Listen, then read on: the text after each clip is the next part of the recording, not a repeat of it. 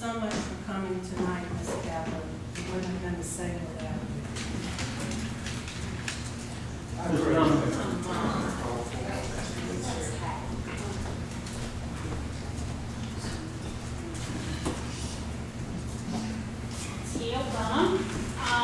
I would like to add that every person is here because they love the town. I don't think people come and sit through the town meetings for any other reason. And I think we all have concerns about preserving the rural character, preserving our water, and our lifestyle over here. There's serious things going on. I would like to have the record show that I'm requesting a public hearing if you're going to be changing this, the bid or the cost as far as the construction of the park. I think it's good to have the financial oversight, and there's been a number of mistakes with the park, but I'm formally requesting that there be a public hearing if there's any changes as far as the bid is concerned. There's a lot going on in the town. I'd like to ask that the town let everyone in the town know about the aqua public hearings that are going to be held.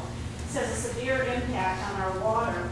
I think we all read the shocking article in the Northwest Observer about the amount of money that Aqua wants now to provide commercial water to a very, very small portion of the ridge.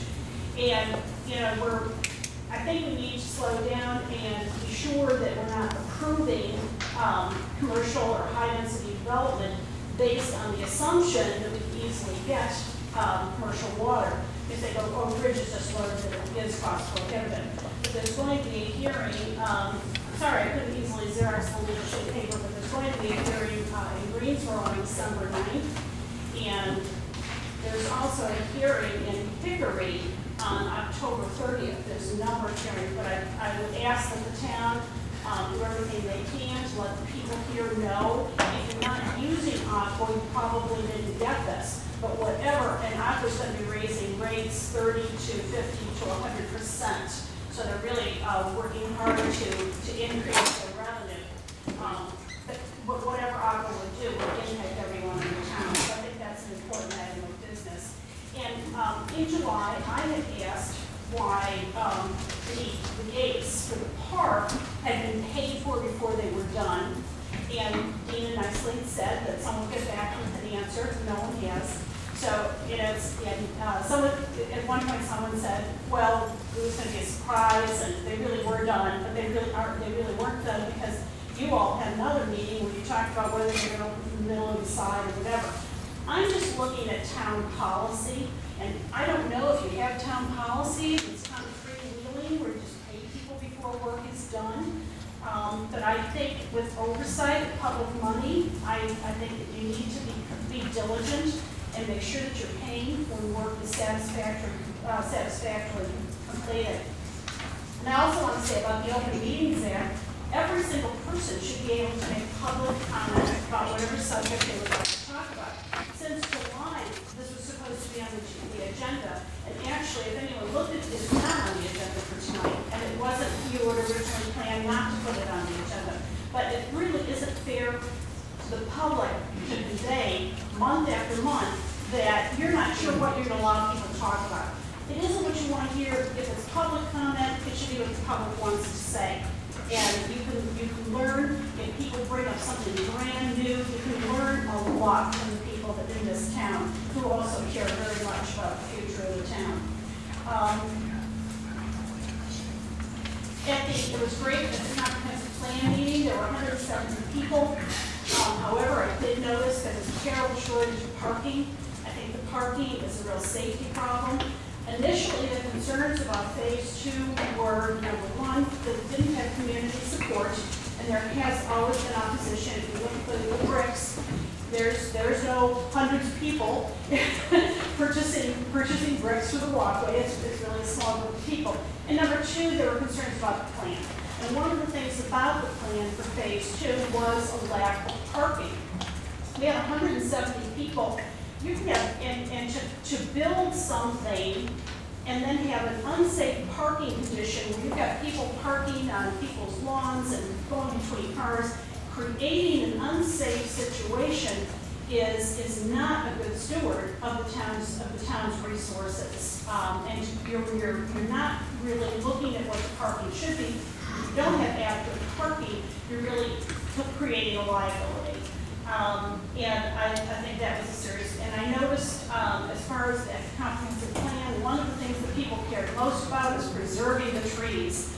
And it's deeply disappointing to watch all these oaks go down. And a lot more oaks are going to go because the roots have been damaged with the construction, and you've got paving going right next to the trunk. So their lifespan is also going to be shortened. And there's many people that have wanted it to be a walking park, and you should respect those people's opinions. But people do love the trees, and they really want the trees preserved. And every week it's just a question of how much more. And there's been mistakes. I think it should slow down and do it right.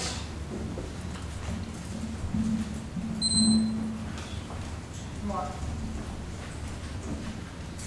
Can I respond without the gate? Mrs. Dunn asked questions. I apologize if nobody got back to you, but we thought your question was answered when you asked it of Michael at the Finance Committee meeting. The gate was completed by the vendor, and so payment in full was provided to the vendor with a request that he store the gate until construction was completed and we were ready for installation prior to the grand opening. So he has agreed to store the gate at his facility until that time. Now, he did sign a letter that we prepared saying that that we had paid him in full and that he was providing the storage for that gate. So that hopefully answers your question regarding the gate. Yeah, because there was an additional payment in July, but most of the payments were made in fall of last year. They were installment payments based on his progress, yes.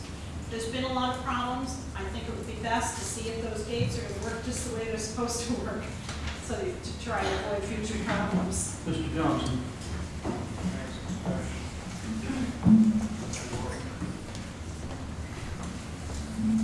Jeff Johnson, 6106 Baskin Drive.